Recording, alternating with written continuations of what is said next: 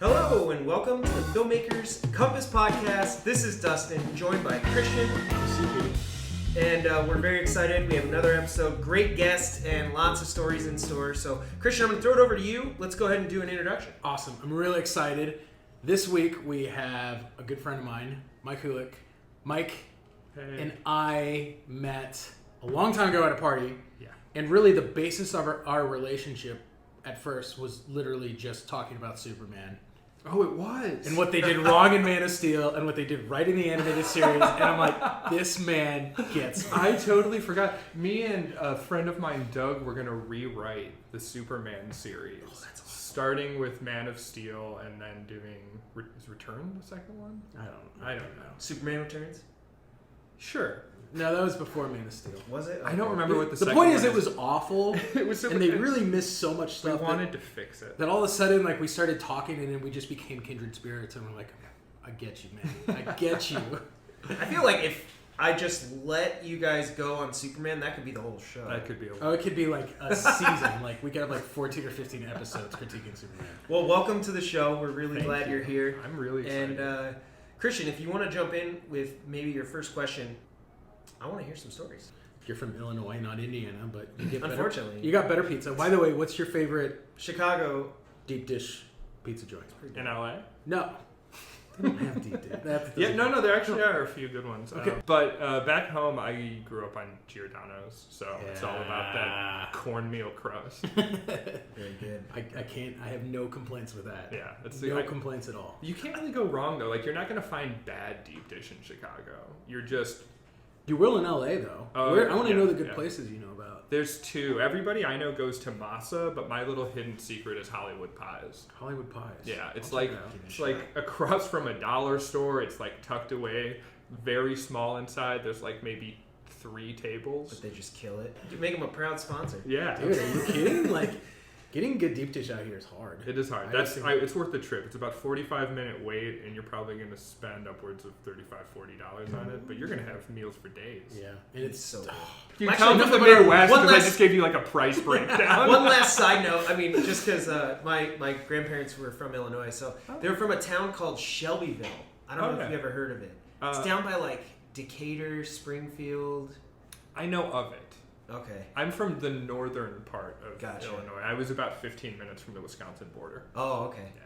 But I know it's Shelby. Like central Illinois, yeah. Yeah. I mean, it was the rivals in The Simpsons. That was the rival town, Shelbyville and Springfield. Yeah, you're right. That's how I know about it. So, enough with our love for pizza, because that apparently could be another in the episode. Midwest. And so, you're now working in the industry. Yes. You're a creative, as I would call you. You're doing writing, you're doing some directing, right. You're doing animating.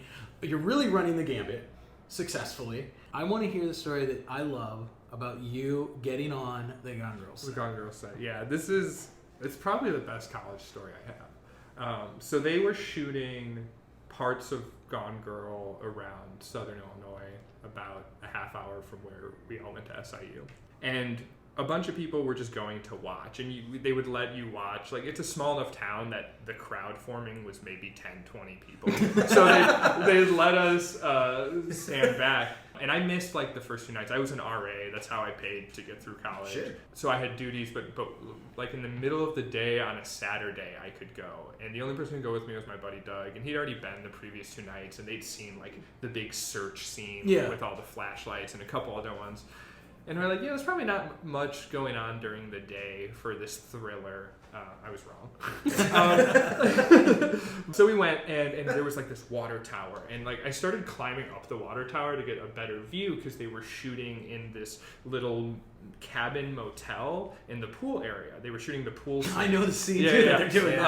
And so we tried to get the vantage point. We get yelled at, so we come down. Like inching closer, and there's this PA who's trying really hard to do his job, but also like he gets it, so he's kind of like trying to give us as much leeway as possible. And then we get too close, and they disperse the crowd, and everyone has to go. And we're just like not satisfied. This is all of 10 minutes of things happening. So we kind of just walked around and found this little bluff, and we went down the bluff, and we came up the other side, and we were on set. And that was it. Because set was the cabins. They had rented out all the cabins in Garden of the Gods. There's a little dope name. thing. Yeah, it's not the big one. It's okay. We have another one. Wow. But so we sneak in and there's all these cabins with all these people walking around, and we just kind of like want to watch and we want to see how Fincher works. So we get this vantage point, and if you're wondering, he sits the whole time.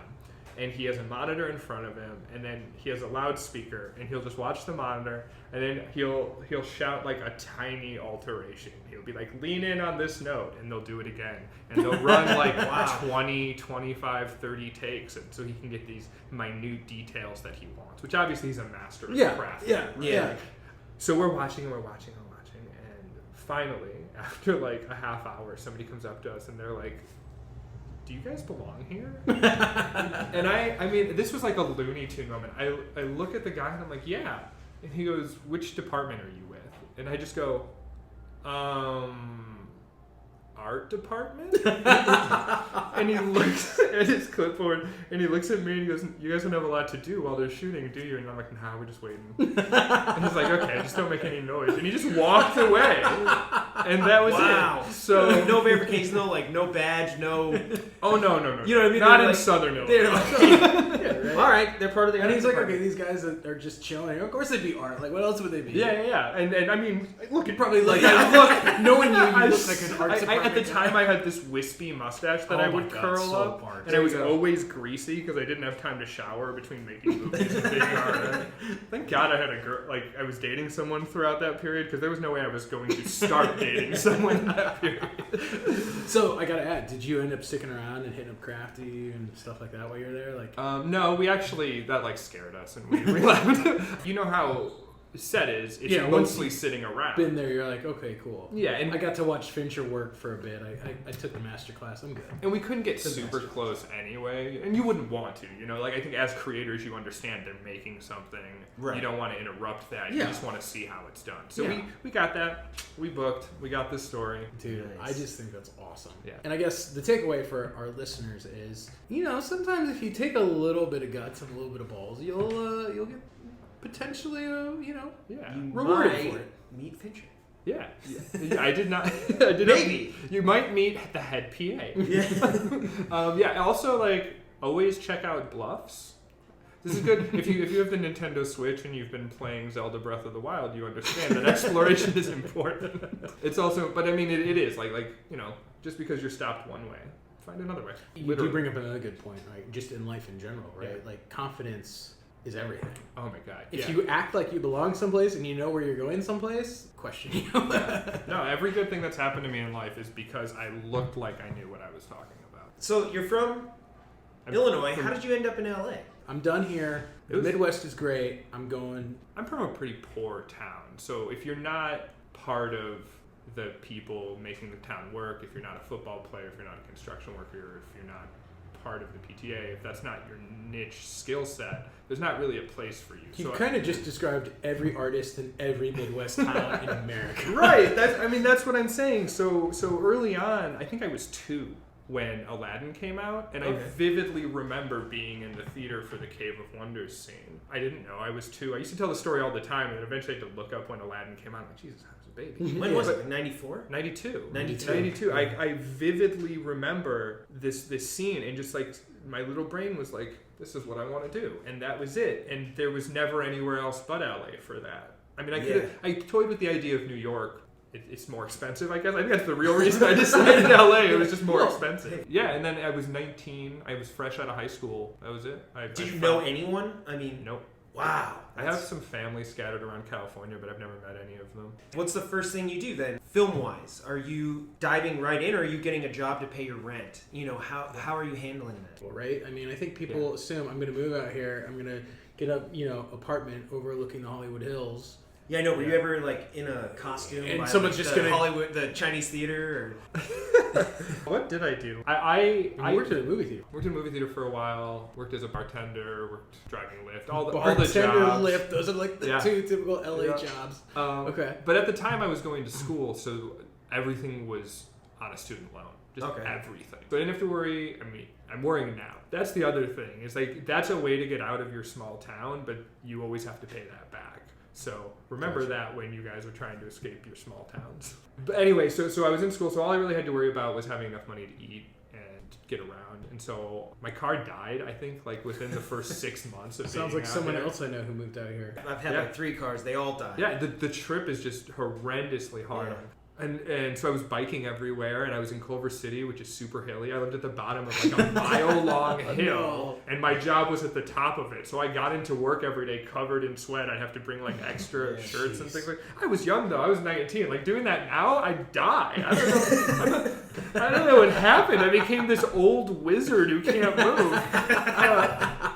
When take advantage of youth. That's another good advice. When you're young, do it all because you're going to hit 25 and everything just starts slowing down. And you got to Uber up that hill, man. Uber up the hill. Yeah. We need rickshaws. That's what we need. I was actually studying animation at the time. Very quickly realized that it was moving in a 3D direction, which isn't my passion. Okay. Since then, I've learned how to 3D model because that's how you survive. You adapt. Yeah.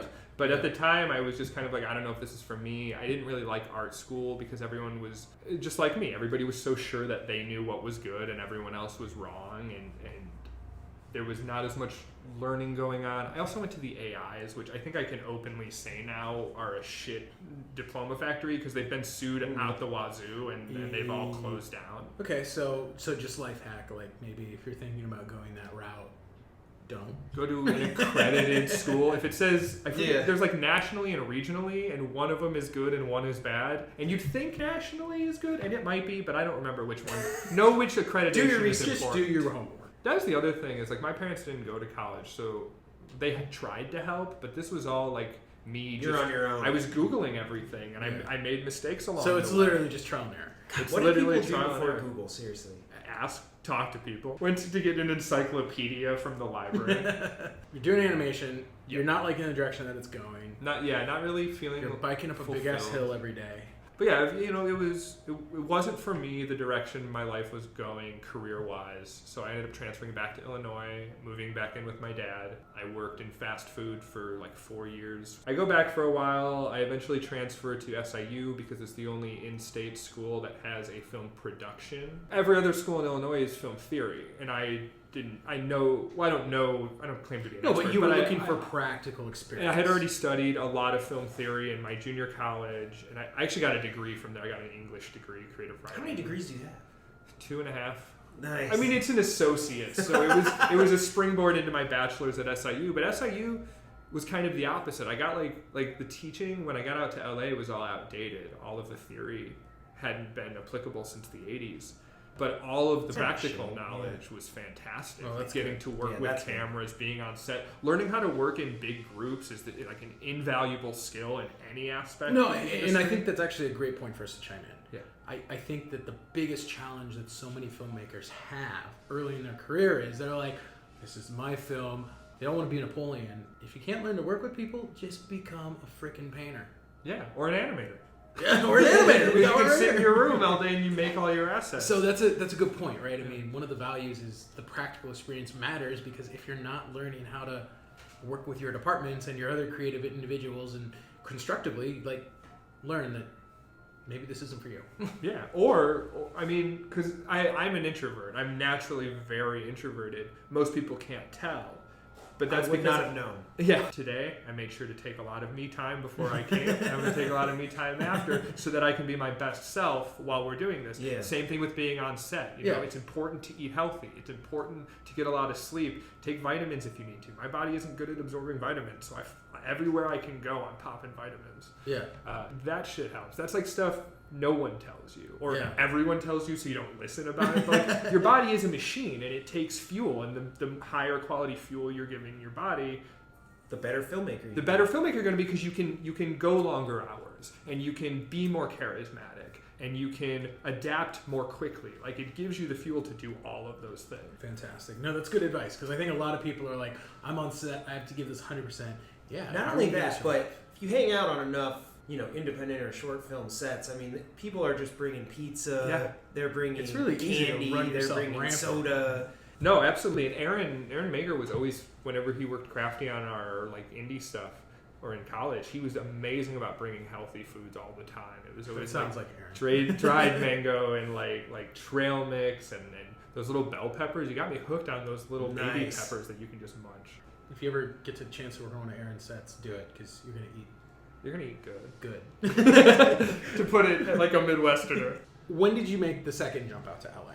One thing I didn't mention is that in all this time, I was kind of figuring out where I fit into the entertainment industry. I was toying with being an animator. I was toying with being a writer.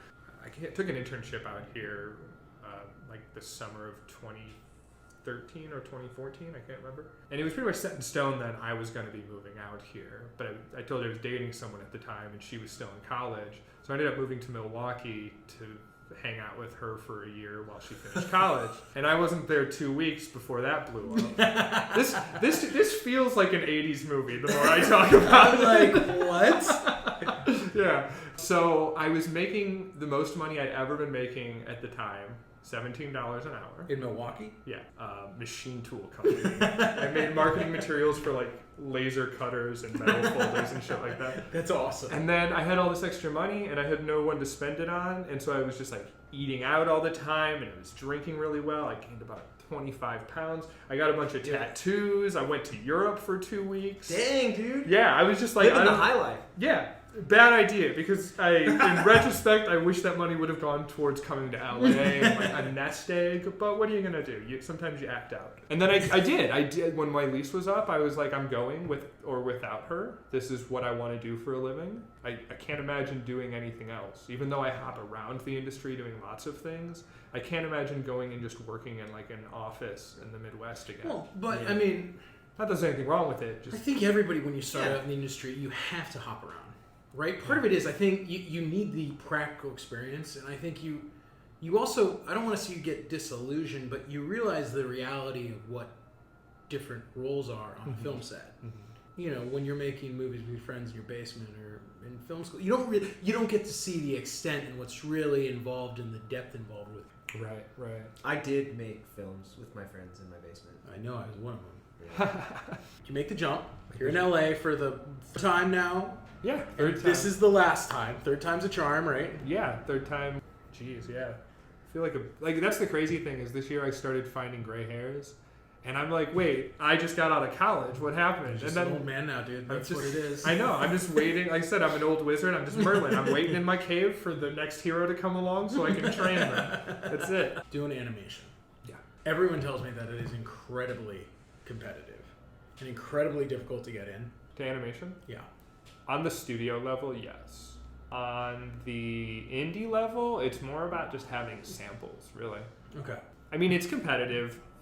I know it's competitive because I operate at competitive prices. I wouldn't have to do that, right? If it was... I'm not competing with other animators. I'm competing with other budgets, right? People come to animation and they're like, oh, this is going to be cheaper than live action. And I typically have to explain to them that that's not the case. Because with live action, you're capturing everything in real time, right? It takes 1 minute to create 1 minute. I mean, it doesn't literally because you're doing so much more outside. I get what but the filming aspect is 1 minute and maybe like 4 hours of setup. Yeah. Whereas like I'm creating the backgrounds, I'm creating the characters, I'm having to do revisions. You don't revise a human being's look. You know, you take care of that in casting and in wardrobe, but you're not like, can you move the nose over a little bit? Like you're not fine tuning like that. And then I'm doing that for every single frame, 24 frames a second, 12 in some cases. That's really the hardest part is just like reframing people's expectations about what animation is. That's where the 3D and the motion graphics and VFX have become so popular because you can do that much cheaper and much more quickly. And you can learn it all on YouTube. So I didn't get a lot of theory knowledge from college, but YouTube is where I learned everything I use today. Life hack, YouTube. YouTube University. Just especially like there's the amount of creators putting out tutorials for After Effects, the #1 VFX program in the world. You're not going to have any problem. You just type in what you're looking for. After Effects motion graphics tutorial. Kinetic typography is really big. You can learn animation. You know, it's obviously a challenge, but if you learn it, then... Is there a program or something you would recommend to someone starting out? It would really depend what type of animation they're doing. Sure. If you want to do 3D modeling, get a hold of Blender. If you're a student, get a hold of Maya because they'll get it. You can get it for free. Yeah, I was gonna cheap. say, is Maya still free? Yeah, and it's still the only for students, I think. Okay. Yeah. And it's still the #1 used program in 3D modeling. Everybody, Cinema 4D comes with After Effects, and I think Adobe just started letting you do like $20 a month subscriptions for a single program. Oh, instead of the as opposed to the entire suite. Yeah. So I because for a while it was just Photoshop that offered singularly. Adobe is really amazing. If you go on their forums and you ask questions or you suggest new things for the new version, they're very responsive. Oh, that's cool. Yeah. Good to know. As long as you know what you're talking about. I mean, don't go there guns a-blazing to find out the feature exists and you just didn't know how to find it. The Studio Ghibli uses a program whose name escapes me right now. I'm so sorry. But it's an Italian open source animation program. Well, it's open source now. They just released it with all of the Studio Ghibli settings. Okay. It's sort of calibrated for like traditional animation where you're scanning in pencils and doing everything over it. Yeah. But you can adjust that to your own needs. And that's a really cool program. Kakani is a very strange program from like Malaysia.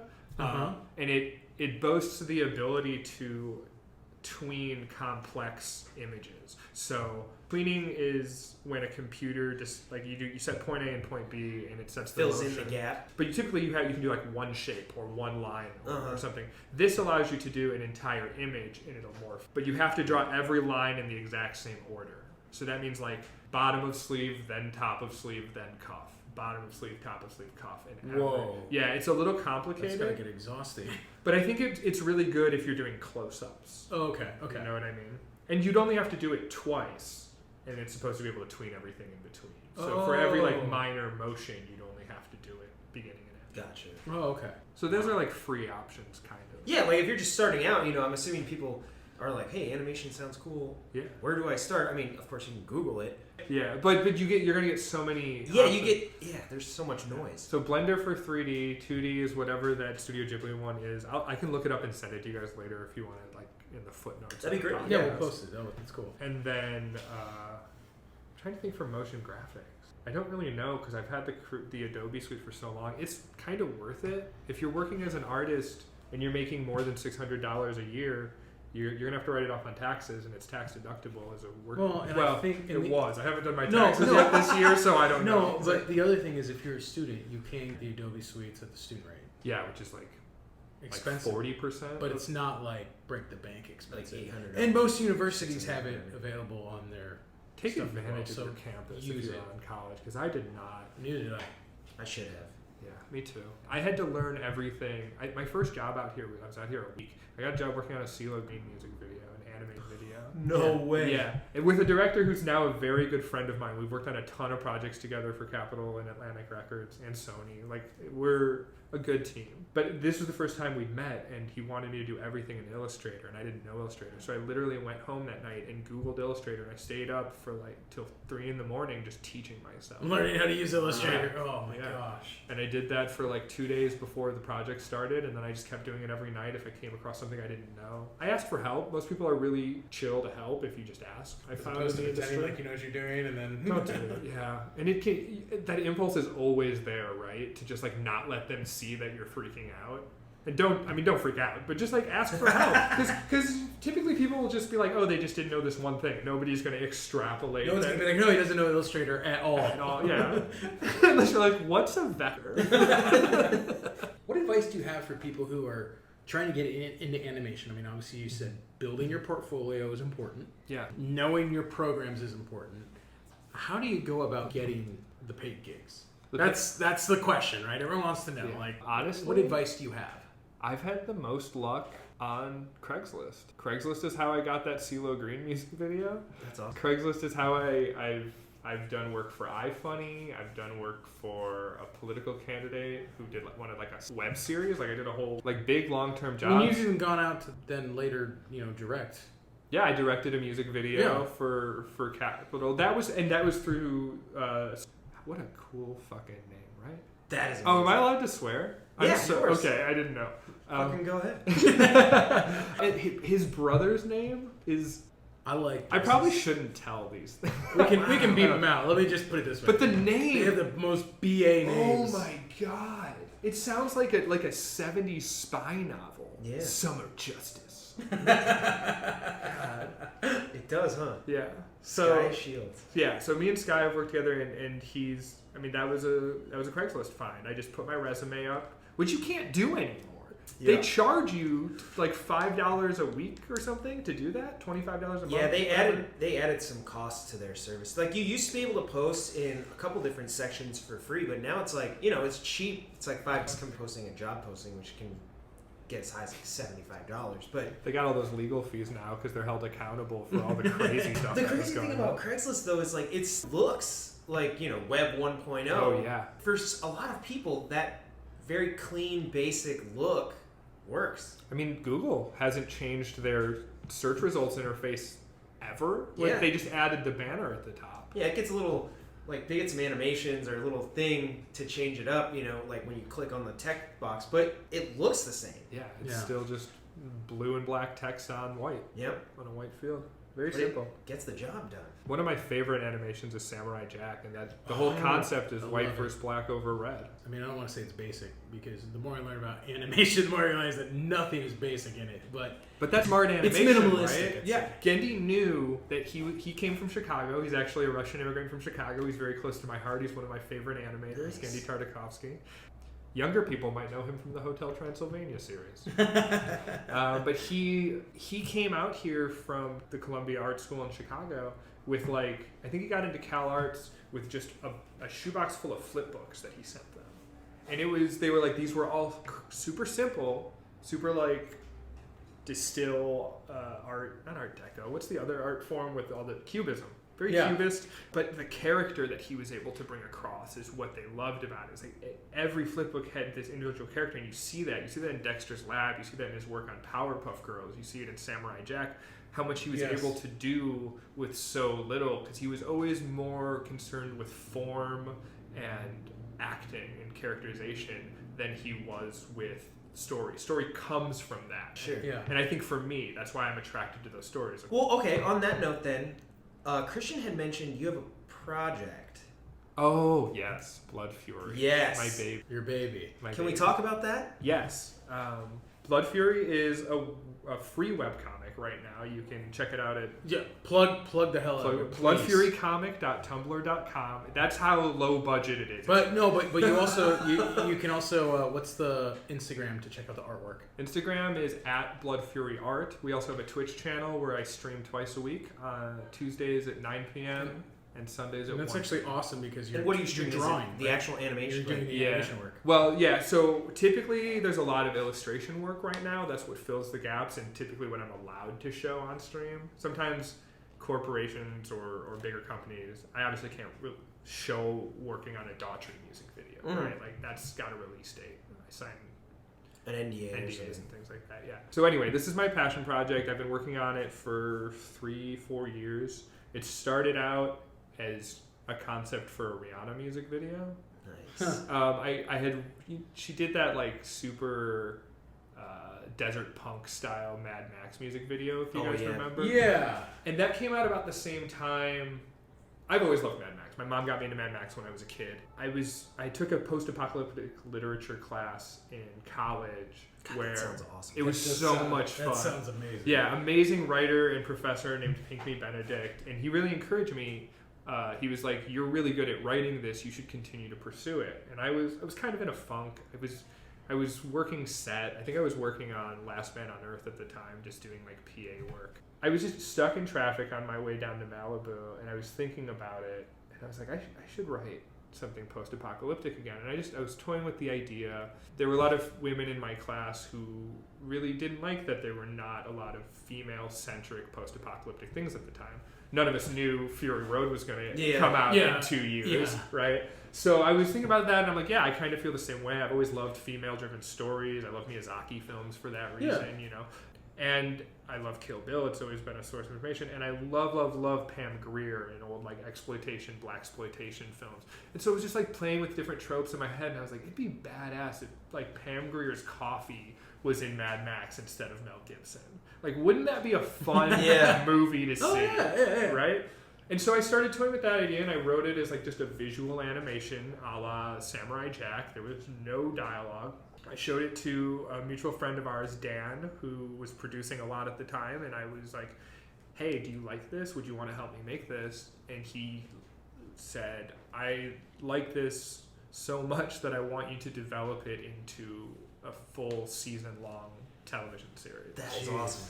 It was so cool. It was like I'd only been here like a year and a half at that point. Yeah. So it was like a really big deal to me, and that somebody like believed in my work and liked my writing. You know, like these That's are cool, those yeah. little things that keep you going when things get Yeah. dark and hard.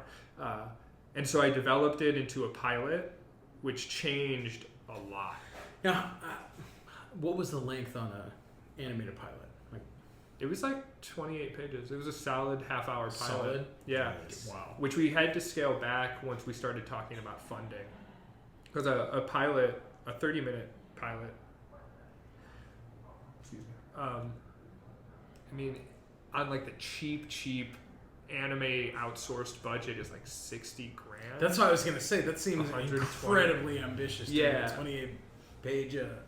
Well, so we actually trimmed it down to 7 at one point. Oh, shit. It was going to be a sizzle reel, basically. Yeah, Just a pitch Proof of document. concept, yeah. And that still is on the horizon, but eventually, like we ran into funding issues because it is very violent. You're kind of talking niche. We're talking niche. Yeah, if you're not into bloody exploitation, blaxploitation, Ozploitation, it's a black female lesbian lead character. Not that that's central to the story, but that's a tough sell because I am a white heterosexual male. Yeah. And that was a concern, and rightfully so. We started bringing on like more people to help shape the character, and we brought on a writer named Shay Hayes, who's amazing, and we had a lot of other writers, actors, teachers go over it from like different walks of life to get lots of different viewpoints on it. Sure. Yeah, different age brackets. I think we must have had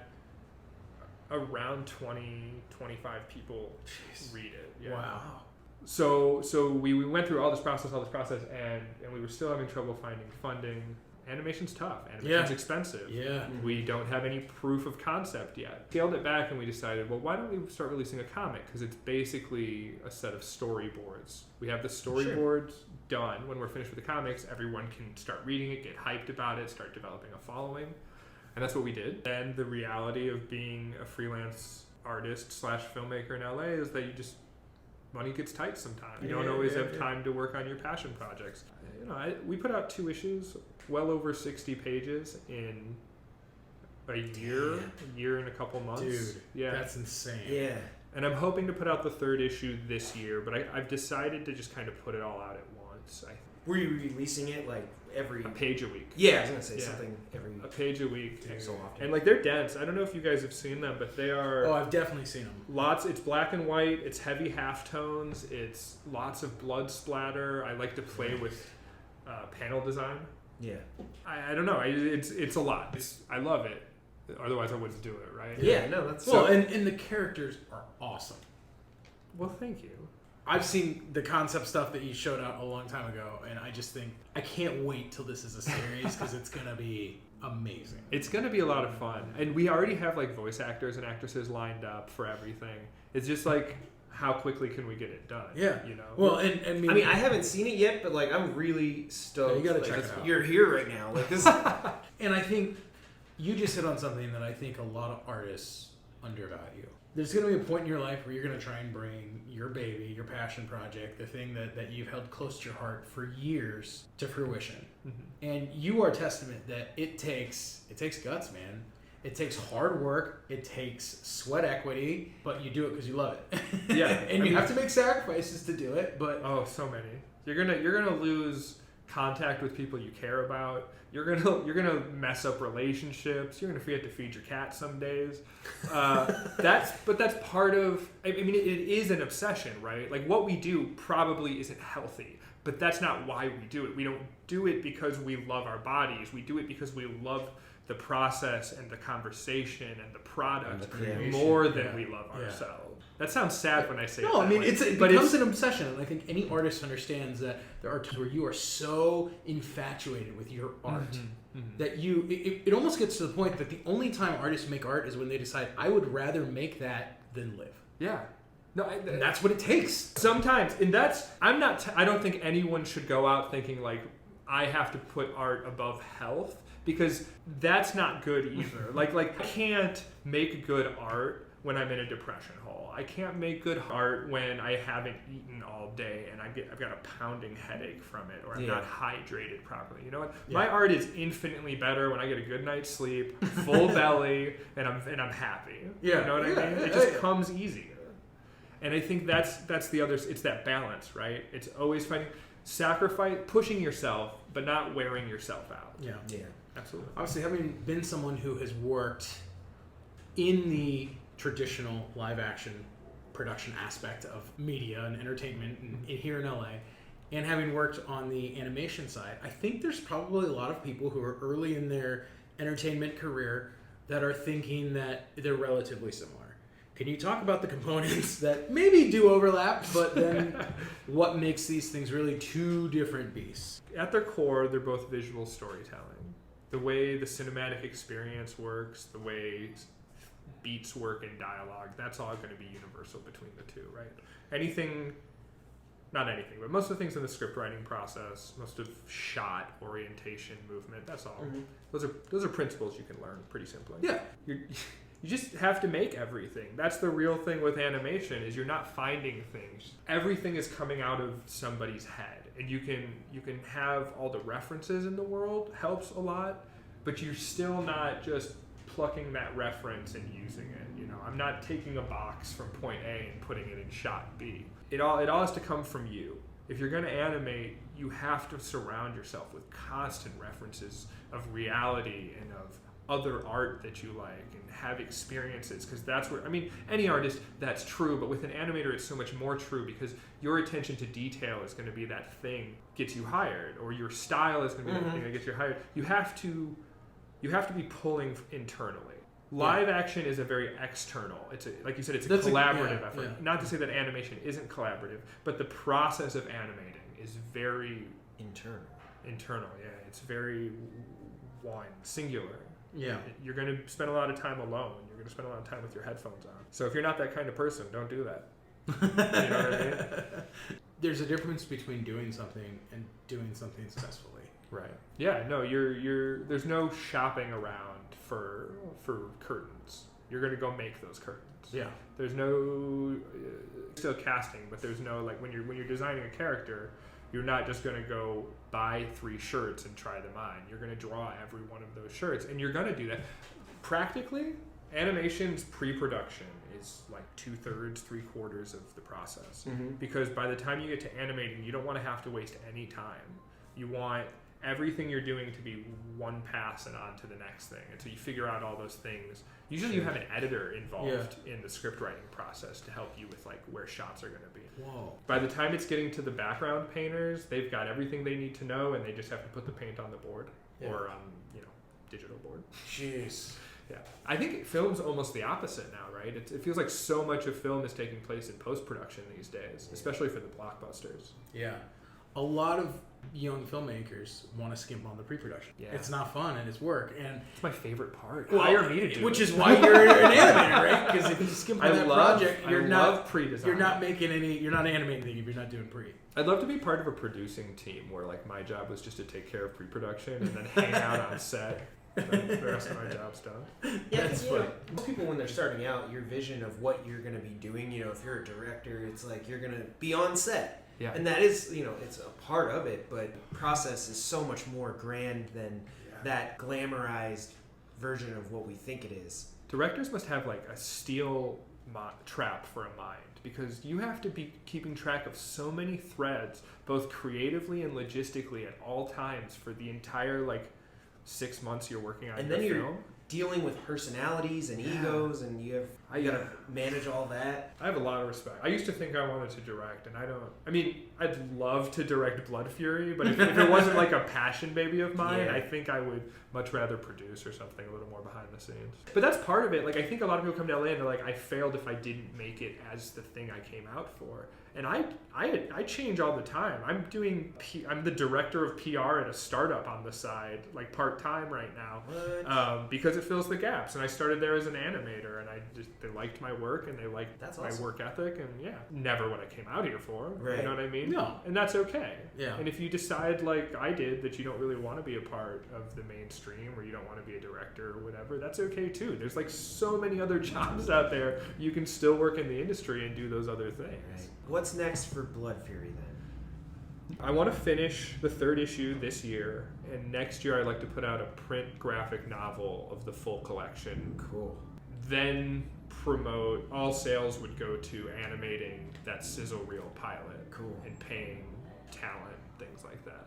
That's awesome. We have a Patreon where you can, if you want to subscribe to just keep the project going. I'm gonna go check it all out. Yeah. Patreon.com/bloodfury series. Just go on Patreon Or art. Look them up. Show them some love. Mike's an awesome guy, and this project is really, really amazing. And we can't. So subscribe. Thank you. I want to ask you your thoughts on. Obviously, we kind of grew up in many ways sort of a golden age of animation. Mm-hmm. What are your thoughts on the current state of animation, and is it going in a positive direction, a negative direction? So we grew up in a period of golden animation because there was so much money flying around this town that anyone could do whatever popped in their head. So like you could get crazy people out there like Klasky Shupo, Rugrats, John Kay who did Ren and Stimpy, or anyone else who was just like making wacky, pushing the boundary shit. You could. There was the money. Yeah. Today there's not the money. Yeah. It's getting there, and part of that is because of like these entities combining, and you have like more market predictability with the Star Wars movies, Sure. Marvel movies, and things like that. They can make more calculated risks now, right? That's going to be really good, I think, for indie filmmaking and animation in the next 10 years. You heard it here first. I was going to say, wow, that prediction. I think I'm wrong a lot, but I think there's amazing things happening. Rebecca Sugar, Steven Universe has just been fantastic, and it started off very simple and very almost like classic Disney, right? Lots of just circles and squares and triangles. You're right. But there's nothing. I just having to get back to basics, BoJack Horseman is very simple animation when it started out, and you just keep adding. You get that season 2, you can do more things, and it expands. It's just different because the technology is different, the talent pool is different, what's going on in the world is different. The things I love aren't getting funded, but I'm learning to love new things. You know what I mean? I love BoJack. I love Rick and Morty, Adventure Time, which like the art really turned me off at first. I had the same experience. But it's fantastic storytelling, and the art grows on you because they know how to use it, right? Yeah. That's the other thing that makes animation It's got different such a from huge following now. Oh, please watch. If you were ever a middle school boy, ever, watch that series. Or if you wish you were a middle school boy. Yeah, if you identify as a middle school boy, but it's very Turn it on. It's very much about like teaching lessons to young boys about like how to be brave, how to deal with depression, how to treat women who like you who you don't like, how to treat women who you like who don't like you, and things like that. But it's always wholesome, and it's always promoting really, I think, valuable lessons. There's a like season finale of 3 into the season opener of season 4. I weep every time because there's just like a really difficult lesson where these two people who love each other have to learn about like you can love each other but still be bad for teenagers. These 14, 15-year-old kids make the decision that they have to just not be together, and it just like how adult. I think I was like 23 before I was able to make that sort of decision. So I think there's great things happen. It's just different. What are 3 examples of shows that you think anyone interested in animation? And I guess it doesn't have to be shows. What are 3 pieces of content that you'd recommend? Sure. I'm going to give this the Mike Hulyk spin. So these are like, if animation was going to go in the direction I wish it would go. Okay. These are the 3 things you should watch. Hey, the floor is yours. Absolutely watch the original heavy metal film from the 80s. From the 80s. Yeah. I mean, it's actually amazing because so many animators point to that as a piece of inspiration. When we got to pitch Blood Fury to one of the execs over at Paramount, he was like, man, it's a shame heavy metal never took off. He actually worked on doing the live action with like Fincher was attached to it at one point. And Rodriguez was attached to it. Yeah. So he really liked it. He's like, man, if like liquid television was still a thing right now on MTV, you'd have all these avenues. But so heavy metal. Heavy metal for sure. I mean, you can do more than 3. I just want to know from the mind of an animator, what... I think you should go back and watch Snow White. You should see where Disney started. Know that they invented parallax. like that didn't exist before Disney. Jeez. Also know that Disney's first studio went bankrupt. That's important to know. Yeah, try again. Yep, try again. So those two for sure. And you know what? Honestly, watch Steven Universe. The animation is fantastic. It's simple and fantastic. Okay. No, dude, that's good. Now you have your homework. Get on your fun computer right now. Oh my god. Are you guys gonna have a comment section? I'd love for people to type what they think about those films, and I'll just talk to them. Is that gonna be a thing? No, yeah, that's fine. I don't know how that format. If not, don't go through. Drop your notes on Facebook or on social media, and we'll give you how to connect with Mike at the end, and so you can Come tell him. me. So Snow White was the boring movie. It's up, Mike. It's up. It is boring. It is a boring movie, but it's gorgeous. And it's an educational experience. So learn from the animation. They also rotoscoped a lot of it. You don't know what that is? I've heard that. That filming live footage and then drawing frame by frame over it. Up through, I think, Little Mermaid was the first one that they did. Okay, is there any animated thing that you think is really successful that you just appall? You're like, this is just an insult to the profession, the trade. Oh, no. I mean, if you want to be nice, that's fine. Yeah, I'm gonna be nice. Oh, wait. Do you guys have, favorite animated films? Think about this. You guys... I would love to know your favorite or shows or thing that shines above the rest is. I mean, we had mentioned it earlier. I was always impressed with Samurai Jack. Was one. Oh my god! Add that to the list. I think from creativity, D-Man and I talk about this all the time. I could go on forever about a lot of the Tim Daly stuff coming out of DC in the 90s and early 2000s. I think is brilliant in terms of animation and story and voice acting. They really got it right. That's another good use of simplified characters because you didn't have the budget to do that such a cinematic scope and have really detailed. And it's amazing because as DC's never really, I thought, hit the mark as well as they did with some of those projects. Oh, I agree 100%. And I'm like... Remember Batman Beyond? Yeah. Oh my god. Another thing I always thought was brilliant, Johnny Bravo. Seth... Love the classics. Early on. Seth MacFarlane was part of that? I thought he was part of it. Oh my gosh. Yeah. Bush Hartman was... the creator who went on to do Fairly Odd Parents. Something that early animation does is they do a really good job of storytelling. Example, there's a lot of stuff in anime, right? Japanese animation. If you have no idea what we're talking about. You don't know if you never heard the word anime before. Japanimation? Yeah. Old Speed Racer? Some of those shows, they do a really good job of storytelling and world building. Oh my god. I just rewatched Fooly Cooly recently, which is another one of my favorites. And I'm rewatching Death Note right now because I realized I've never finished it. What? Yeah. I moved the last 2 times I tried to watch it, so it just got disrupted. Well, maybe you shouldn't watch it, dude. Maybe you'll end up having to move someplace. There's something in there that just gives you a mind shift. You're like... It's my ring. And don't watch the movie on Netflix because it's bad. Every single person has told me that. Yeah, I'm not going to watch it. Well, what's something you don't like that you think is abysmal? Don't like that you're like, don't ever watch this. That's tough. tough. You could blacklist it. What would it be? There's a Korean stop motion film for infants called Doggy Poo. I don't This is deep cut. really know how to respond to this. So the story is now I kind of want to watch about a piece of poo who is trying to find his purpose in life, and you spend the first 30 minutes of him just asking. He can't move because he's poop. It's very cute, I'll say that. And he asks a bunch of people, and then I think a sunflower grows out of his poop, and then they recap all of the struggles he had, but in real time, just in a sepia tone. What? And so you have another half hour of that, and then at the end, they're just you grew into a flower. This is existentialist poo. It's really bad. It's about teaching young Korean babies that everything has a place in the world. It's abysmal. Okay, I guess I was hoping that you'd point to something more. I like almost everything. That's the problem when it comes to animation. And here's the thing, even those live action Disney movies, I'm fine with if they're funding my Rian Johnson trilogy. Yeah. You know what I mean? If that's what's bringing in the money so that we can make the good stuff, by all means, make it. Yeah. And it has an audience. It's what's Love, Death, and Robots is on Netflix right now. Yes. There's no way they would have made that if they weren't putting out the 8th season of Hemlock Grove or whatever. Yeah.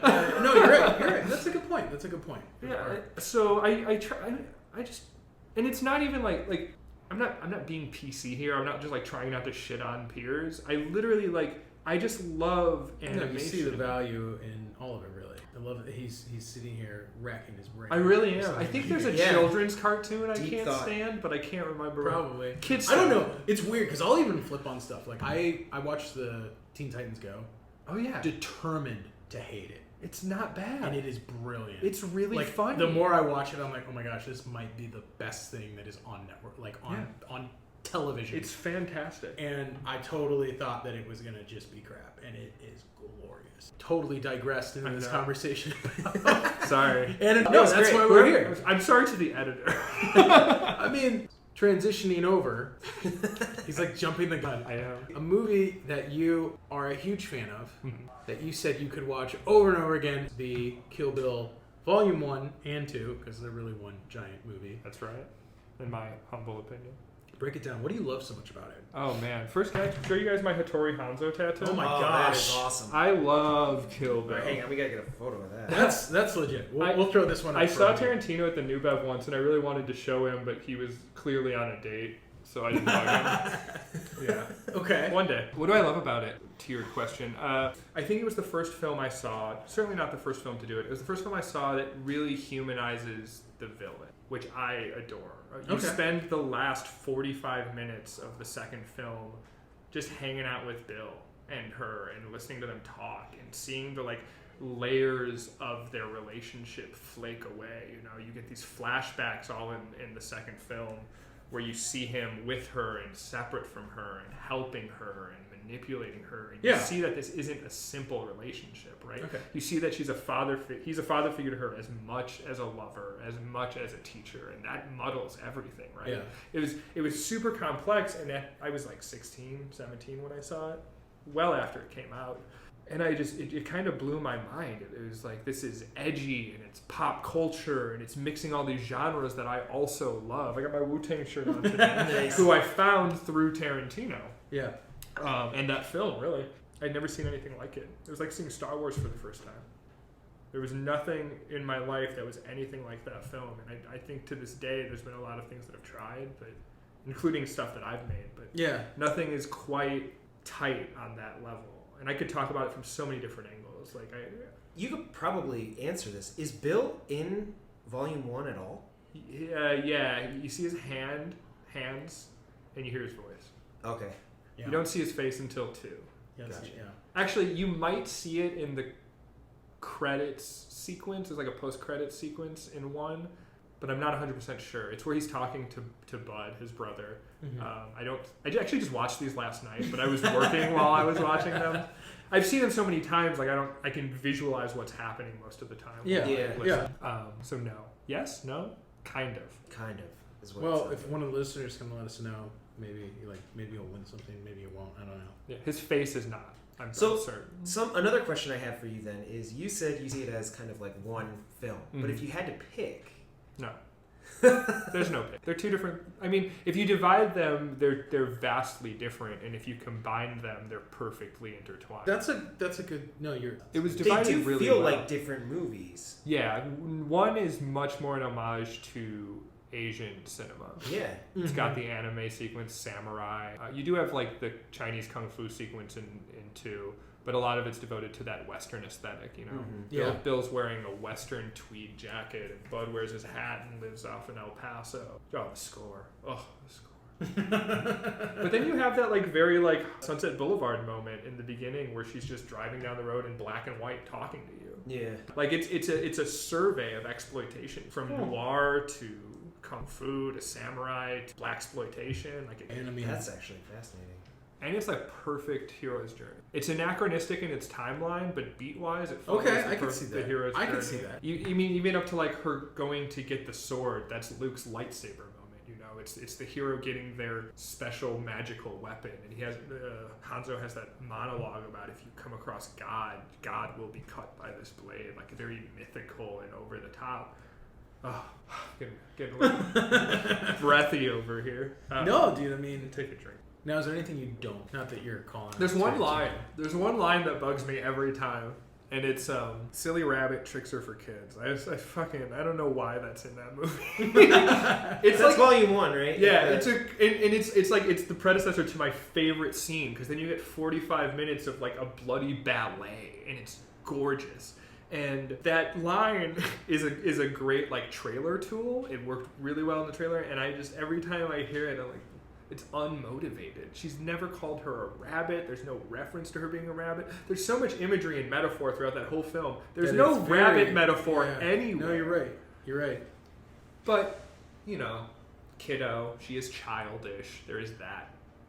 She's learning to be an adult. When she tries to escape to be an adult, Bill pulls her back into his childish world of wanton excess, It's a deep film. Dude, it is. I wrote an essay about it in college called Love and Carnage, and it was a dissection of a post-nuclear family as represented. So like the divorced parents and the creepy uncle and the lesbian aunt. That's so rad. I think there's a lot of... I think I would read that. Guys, someday we'll just go get a drink and just let me talk about how it represents the postmodern family. So another question I have for you then, in reference to Kill Bill, in the broader works of Tarantino, do you think that is his best work? That's a good question. The masses always think of Pulp Fiction. Yeah, well, and now the Nazi one, Inglourious Bastard. That opening scene. I was blown away. down. Like, right when she's running through the field or whatever, I was like, I don't even care what the rest of the movie is. Like, that was worth the price of entry. That was dope. Yeah. This is going to be a weird good scene. critique of Tarantino, but, like, I feel like that movie is disjointed. I feel each scene by itself is fantastic, but there's no act 2 in that film. Well, I think people have made that argument about a lot of Tarantino's films. Right, I don't feel that way about any of the... Like, I feel like... Well, I guess Pulp Fiction is literally a bunch of... But they're interwoven, so it keeps it interesting. Yeah. As opposed to this, like, this is... The protagonist of the film is Shoshana, right? Yeah. Mm-hmm. We don't see any of her growth. We see her catalyst, and we then see her revenge. revenge, Yeah. and we see nothing in the middle. Minus, building up to the revenge. Her deciding the revenge. Yeah. And then we spend a lot of time with the bastards, who are the Deus Ex Machina at the end of the... Kind of. I guess not. I guess they just die. What's the point? Oh, they shoot people. Yeah. They lock... I don't know. Movies makes no goddamn sense. But it's beautiful, and it's really well acted. I still like every watching it. I know I'm in the minority on this one. I think that's why I fight so much, because I have a lot of... I really love those first 4 films. I love Reservoir Dogs, Pulp Fiction, Jackie Brown, Kill Bill. And then everything after that is really great moments. Really enjoy Django, but like I love those first 4 films. Well, There's something special that changed. Something changed. I did hear, I don't remember what film it was on. He had a longtime collaborator. Sally That, Menke. She passed just after Inglourious Bastards, I think. Okay, yeah, I was gonna say, I don't remember what film she last worked on, but I do know that like people have made note. The pacing is a little bit different. It's a little bit, like you said, a little bit more disjointed, I guess you'd call it. I think so. There's a story from Pulp Fiction in like the special feature where he talks about how or maybe she talks about it, but basically that date scene was supposed to go on for like 40 minutes. You were gonna have a full date, and she had to fight him tooth and nail to cut it out, but she could, and she did, and I think it's for the better of the movie. Yeah, I can definitely agree. Well, it's weird that there's that idea that hey, the next people that step in, maybe now they're looking up at Tarantino as like, you're Tarantino, and he says this is what you got to do. You got to figure out how to do it. Where if you're collaborating on that equal footing, you'll step in and be like, you're wrong. Yeah, well, and she's not there anymore, so whoever got brought in was brought in. She didn't come up with him. Yeah. Volume 1 and 2 together are a near flawless movie. Have you guys read the script by chance? I have not. Have not. It's fantastic. It's fairly close to what was made, minus a few extra I actually scenes. heard a lot of his scripts are very close. He writes things in that he knows aren't going to make it into the final cut because he likes them. Like there's a scene after Beatrix comes out where she goes and digs up a coffin under a tree, and there's all these vials of different like serums that Bill's created. In the film, you only see the truth serum that he shoots her with, but he's got like a love potion and like all these different ones. It's very comic booky, and he, I think it was a good choice to take that out of the movie because the movie's already wild enough. You don't need to add more comic book humor to it. Sure. Yeah. So I think it was a really good decision. But yeah, he like hides stuff but also I think he knows the stories he's telling. I want to start by saying that Tarantino is my very favorite director of all time. You know, and Kill Bill is the film I aspire to make. I'm glad he made it when he made it. He wrote Kill Bill when he was stuck writing Inglourious Bastards. I guess he got writer's block or something. Not writer's block. He was struggling with the story. I'm like, dang, I need Tarantino writer's block. It's like, well, so he decided to switch gears and he just wrote something for himself, and it ended up being this massive thing. And I know that Uma actually came up with the character of the bride, talked with him previously, and they kind of developed the character together. I think that shows. I think there's more like, you know, when you're young and you're struggling, you don't know if you're going to make it to the next thing, or you want the approval of critics or whatever it is. You're working really hard to get those things, but you're also like, you're taking those real world struggles and they're influencing what you're doing, and you're adapting and you're moving, and you're only adding what fits, right? As opposed to when you can have things any way you want them, they're going to be in there whether they fit or not. Yeah. And I think that's some of the problem with a lot of different directors who get to a point where they're the biggest name on the project, right? Like, no.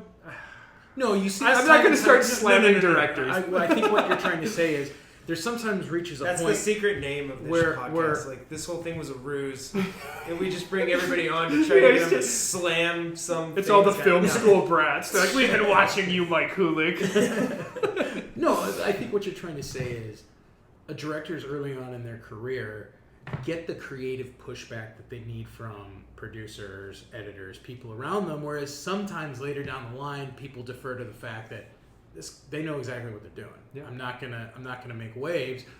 And I think we know from all art that wave making process I'm wrong. But that wave making process is sometimes what yields great results.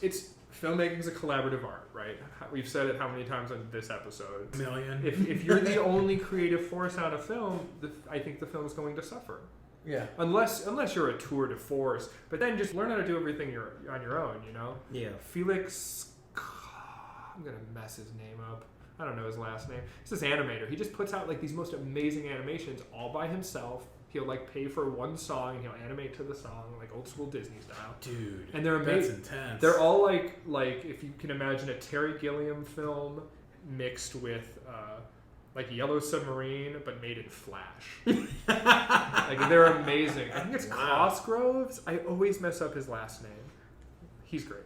I kind of want to get drunk and watch him. Yeah, fantastic way to do that. Any sort of substance abuse is highly encouraged.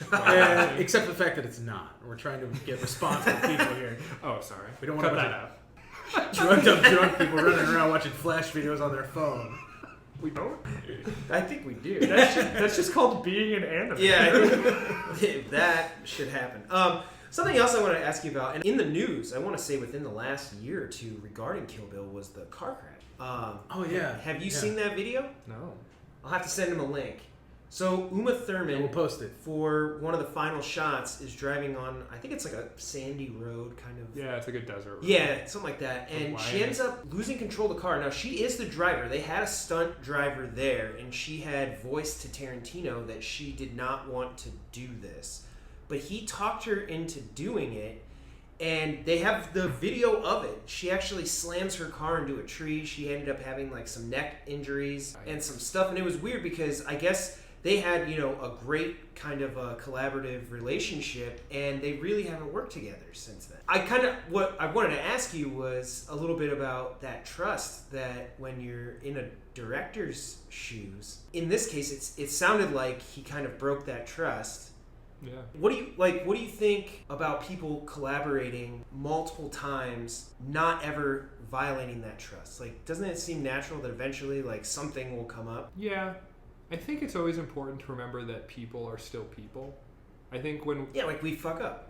Yeah, but also, like, as an artist, I think it's really easy to become obsessed with your project and to forget that in a collaborative art, it's not just yours anymore. And also, like, these people have lives, you know what I mean? Like, she's not trained to do if that story's true, and I assume it is, she wasn't trained to do that, and if she didn't want to, then she shouldn't have been coerced into doing so. You know, if somebody voices that they don't want to do something and you have the ability to do it another way, what's the issue, right? Because you want a close-up? I think so. I think that's the kind of thing you can figure out early on in casting. You know what I mean? Yeah. You don't have to wait till the day of to figure out that particular issue. Which I think that's literally what it was it came up that day and they're like, hey, we need you to do it. Well, and I mean... Well, and that happens too. Like, things just come up on the fly. That's part of filmmaking. I mean, yeah, and you're right, you have to be flexible. But I do think it's kind of weird that if she was so uncomfortable with it, like, you would have thought that... Like you said, they seemed really close through, like, Pulp Fiction, and they developed the character together.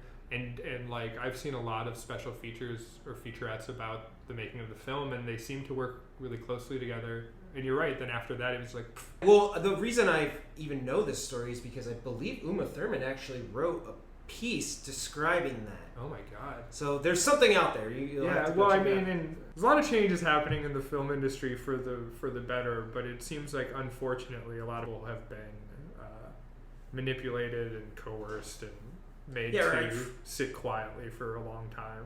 I remember... I think it was a documentary about Star Wars. The stunt coordinator guy says like, oh, hey, they do the, where Luke and Leia rappel across that cavern in the Death Star. And he tells a story where he's like, Mark, would I have had you do this stunt, if it wasn't safe? And he's like, it wasn't. And like he's laughing because like it all worked out and it was a funny story. And it was the 70s where like but I mean essentially no it's one like knew fear. We're trusting you, man. Yeah, I mean it's not a problem till it is, right? Yeah. Like if Uma had never spun out and crashed, it wouldn't have been an issue. It might be a funny story. Yeah, but those things happen, and how much risk are you willing to take? I'm not typically willing to risk someone's safety or my relationship with them. Yeah. You know what I mean? For I don't sure. want someone to come off a project with me and go, I'm never with him again. Sure. Because at the end of the day, you don't have anything So that's I your shouldn't have said that? reputation. What? I said, so I shouldn't have said that? You shouldn't say that. I told you to stop saying that. You should clarify that. That was a joke. Mike and I have now done a couple projects editing together. more out. Hey, how much of this is coming out? He's amazing to work with.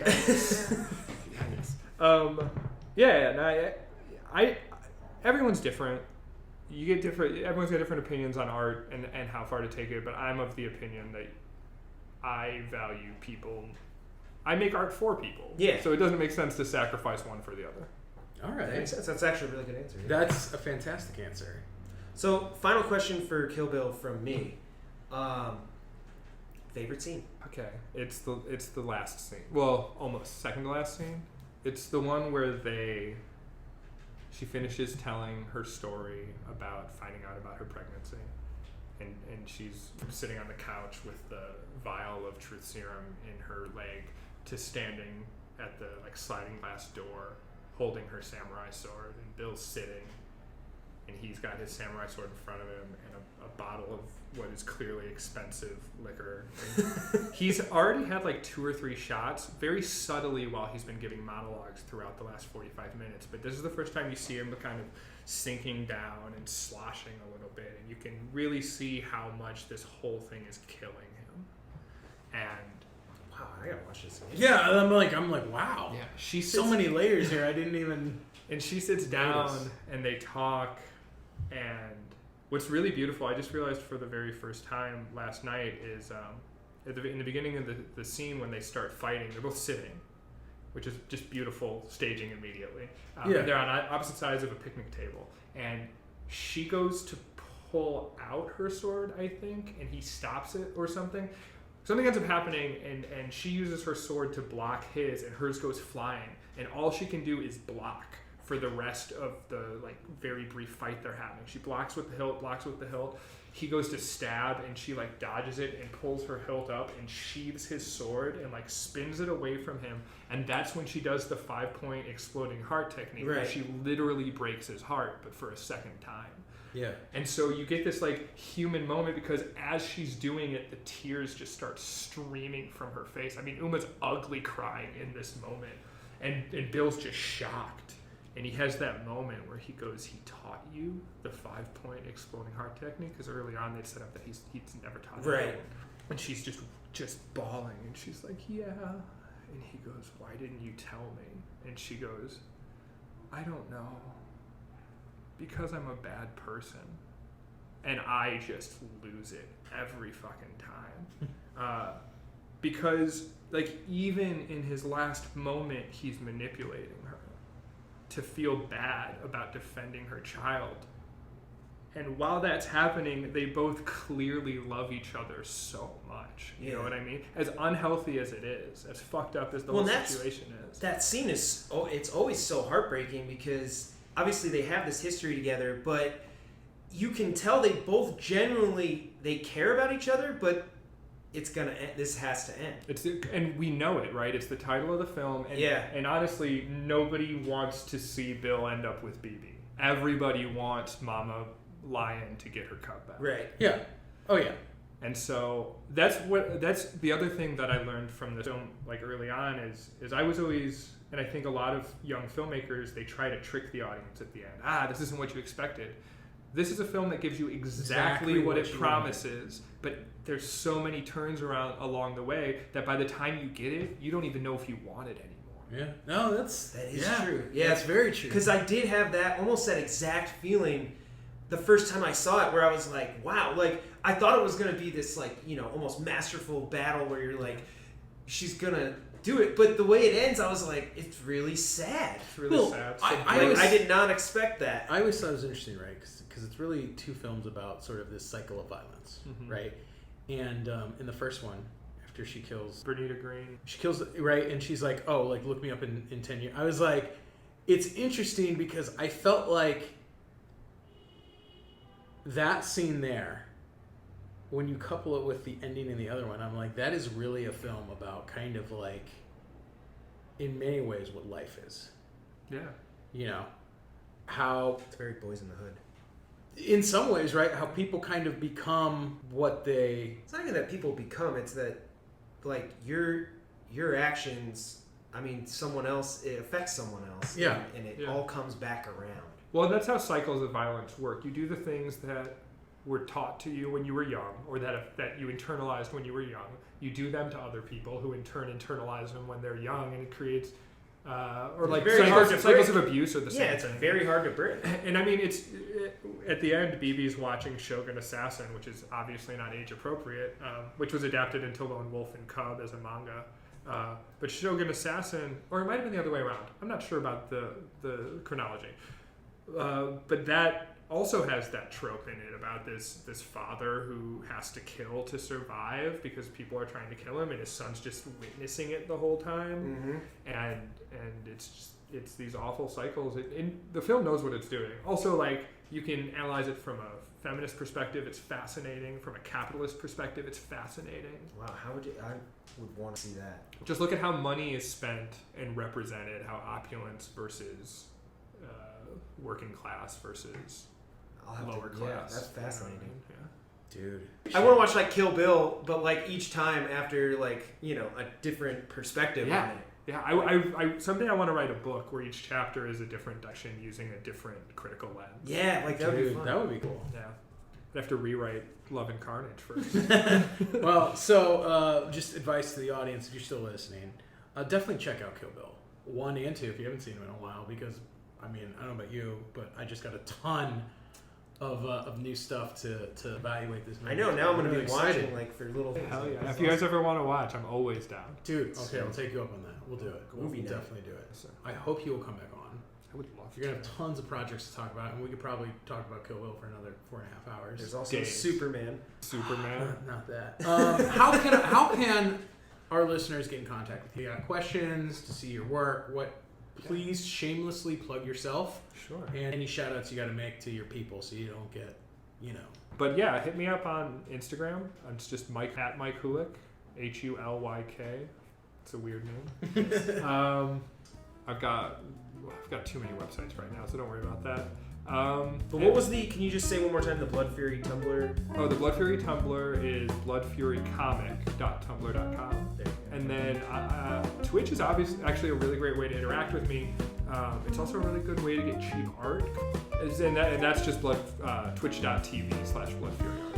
So that and my Instagram @MikeHulyk are the two. Are you on Twitter or Facebook or kind of sort of? Not active. I like auto posts for my Instagram. Yeah. I'm very active on Instagram. Okay. And Twitch. Solid. Yeah. Awesome. And Thank we'll be you. sure to share all that as well so you can find Mike. Yeah, it'll be in the descriptions. Thank you so much for Thank coming you guys. on the This show. was so much fun. Yeah, thanks. I really appreciate it. Yeah, this was awesome. If you have any questions or comments or feedback, you can hit me up at BigKidDman. And you can find me at IndieCal5. Let us know what you think about the show. If you've got any questions for Mike, you can throw those out as well. So thank you so much for listening, and we'll be back.